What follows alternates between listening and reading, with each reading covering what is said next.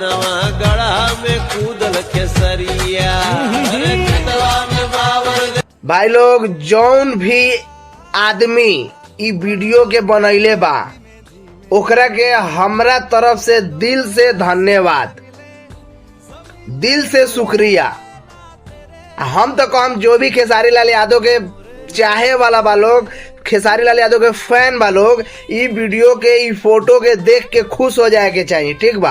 आ ई वीडियो के ज्यादा से ज्यादा तो नहीं शेयर करा कि जो भी खेसारी लाल यादव के फैन बा उ देखे और खुश हो जाए। काहे कि मनोज तिवारी बहुत बेइज्जती कैले रहलन अपना गाना में, गढ़ा में कूदल खेसरिया आए।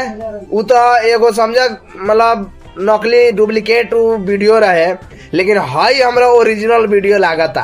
आ के भाई के ओरिजिनल वीडियो लागता ई तो कमेंट करके आ वीडियो के शेयर करके जरूर बताओ लोग, ठीक बा। हमरा तो दिल एकदम खुश हो गया बा भाई लोग।